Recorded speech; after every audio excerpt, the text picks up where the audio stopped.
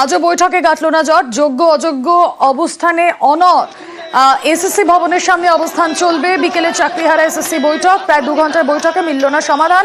ঘেরাও চলবে জানালেন চাকরিহারারা। সেখানকার পরিস্থিতি একবার বুঝে নেওয়ার চেষ্টা করবো। আমাদের প্রতিনিধি ইরণ রায় বর্মন রয়েছেন সঙ্গে। ইরণ,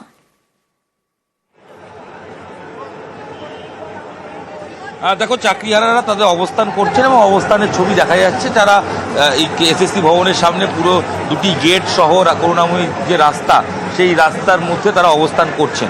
এই হচ্ছে সামগ্রিক ছবি। এবং জট কাটেনি। জট কোথায় আটকে, কেন এই অবস্থান থেকে কোনো অবস্থানের পর যে বৈঠক, সেখান থেকে কোনো সমাধান মিলছে না, সে ব্যাপারে কথা বলবো। যারা বৈঠক করতে গেছিলেন সেই 8 জনের মধ্যে একজন প্রতিনিধি তিনি রয়েছেন। আপনি তো ভেতরে বৈঠকে ছিলেন, আপনারা বৈঠকে ছিলেন, আপনারা অবস্থান চালিয়ে যাবেন বলেন, কারণ আপনাদের সমস্যা সমাধান হয়নি, জট কাটেনি। কোথায় জটটা আটকে আছে? আমাদের মূল দাবি ছিল যোগ্য অযোগ্য তালিকা, সার্টিফাইড তালিকা প্রকাশ করা, এটা প্রথম দাবি। দ্বিতীয় হচ্ছে যারা অযোগ্য তাদের টার্মিনেশন দেওয়া। তৃতীয় হচ্ছে যে ওএমআর কপি, সেই ওএমআর কপিটা পাবলিশ করা।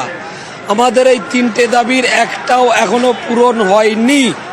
আজকে মূলত আমরা দেখলাম যে স্কুল এডুকেশন ডিপার্টমেন্ট থেকে টিআই অফিসগুলোতে একটা নোটিশ করা হয়েছে যে যারা নট স্পেসিফিক্যালি টেন্টেড অর্থাৎ আনটেন্টেড আমরা যারা যোগ্য শিক্ষক শিক্ষিকা, তারা যাতে সার্ভিস কন্টিনিউ করতে পারে সেই হিসেবে একটা নোটিশ জারি করেছে স্কুল শিক্ষা দপ্তর থেকে ডিআই অফিসে।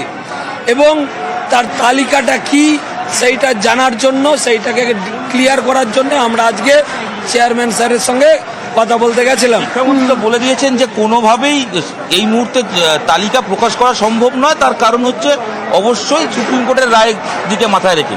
তাহলে আন্দোলন বা এই অবস্থান কোন পথে নিয়ে যাবে? এখন শিক্ষামন্ত্রী একদিন এক রকম বলছেন।